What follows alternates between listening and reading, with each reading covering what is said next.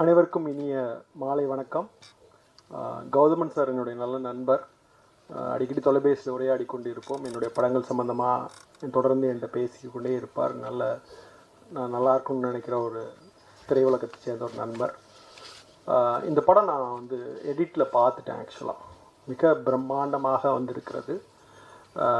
இந்த அரசியல் எல்லாத்தையும் தாண்டி உலகத்தில் ஒரே ஒரு விஷயம் இருக்குது. என்னென்னா, வளர்ச்சிங்கிற பேரில் இந்த உலகத்தில் ஏற்படுகிற தொழிற்சாலைகள் எப்படி இன்னொரு மக்களுக்கு பக்கத்தில் இருக்கிற கிராமத்திற்கு எவ்வளோ பெரிய சேதத்தை உருவாக்குகிறது அப்படிங்கிறது தான் இந்த எல்லா இடங்களையும் நம்ம காண கிடைக்காத ஒன்று. ஸ்டெர்லைட் ஆலை இருக்குது, நிலக்கரி சுரங்க ஆலை இருக்கிறது.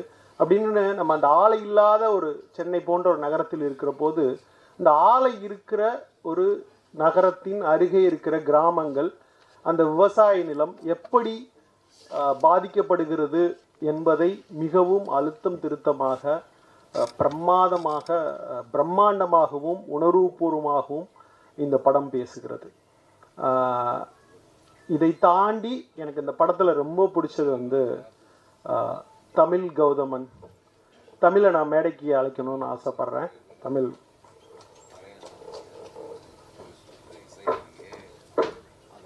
தமிழ் வந்து சாரோட பையன் பிரமாதமாக பண்ணியிருக்கேன் அந்த படத்தில். ஒரு பெரிய நான் படம் பார்த்துட்டு சொன்னேன், உங்கள் பையன் போர்ஷனை ரொம்ப ரசித்தேன் அப்படின்னு சொல்லிட்டு. ஏன்னா நான் வந்து இந்தியன் படத்தில் வந்து ஒரு ரோலுக்கு வந்து ஒரு பையன் வேணும் அப்படின்னு கேட்டப்போ வந்து சங்கர் சார்கிட்ட சொன்னேன், இந்த மாதிரி வந்து கௌதமன் சாரோட பையன் இருக்கான், பிரமாதமாக பண்ணுவான் அப்படின்னு சொல்லிட்டு ஃபோட்டோலாம் காமிச்சேன். அப்போ அவர் சொன்னார், ஹீரோவை அறிமுகப்படுத்துறதுக்காக நான் வச்சுருக்கேன் அப்படின்னு சொன்னார். நான் சங்கர் சார் படம்னா விடுறேன் சார் அப்படின்னு சொல்லி அனுப்புனார். ரொம்ப பிரமாதமாக நடித்து கொடுத்தான். சார் வந்து பயங்கரமாக பாராட்டினார்.